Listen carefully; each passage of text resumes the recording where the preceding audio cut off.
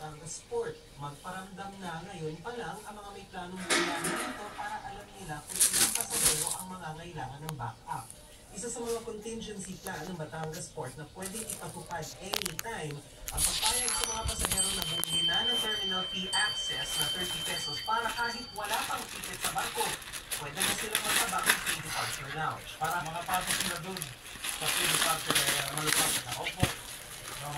Libre tubig doon, lahat may charge. Kina-advise sila, bawa yung group sila, isa na lang ang magpa-update sila. Ganun naman yung ticket kasi, reserve ticket mo na, uunahin yung terminal fee para makapasok ka sila.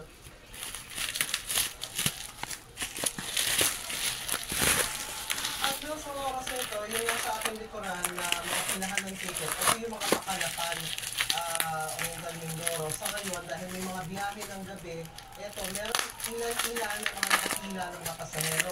Yung nasa kabilang dako naman ng terminal, yun yung mga pila para sa Thailand item para sa panahon na mainit.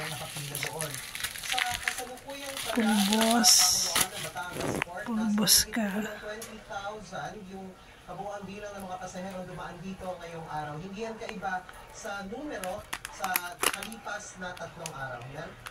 Maraming salamat sa iyo, Donald and Coco. Pinayuhan naman ang mga may flight sa NAIA na maglaan ng 4 hanggang 5 oras na allowance para at libreng espresso-based coffee sa OFW lang. May pa-buffet din para sa mga OFW na may flights. Ang pasaherong si Sister Tabita naman, hindi nakala na malaking kawayan din ang power shop ng mga kaibigan at kaanak.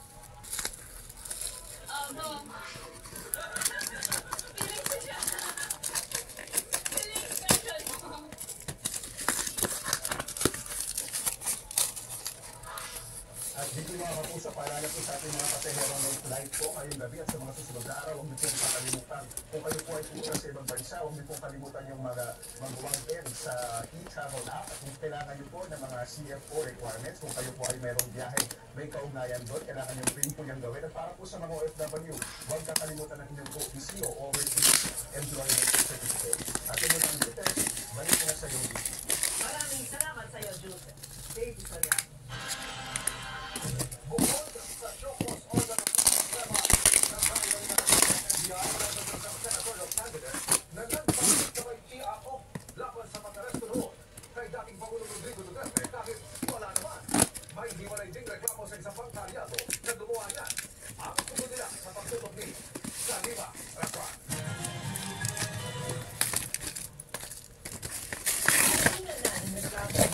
Investigation si senatorial candidate Atty. Olambino dahil sa hindi totoong pinag-usan niya ng arestuhin sa dating Pangulong Rodrigo Duterte. Ang magandang balita yung ating tatanggap ngayon, granted yung PRO ng Supreme Court na hindi kailangan naman si PRRD. Silang alam. Any interjection of false news will have technique and function to the mind of public. This will probably endanger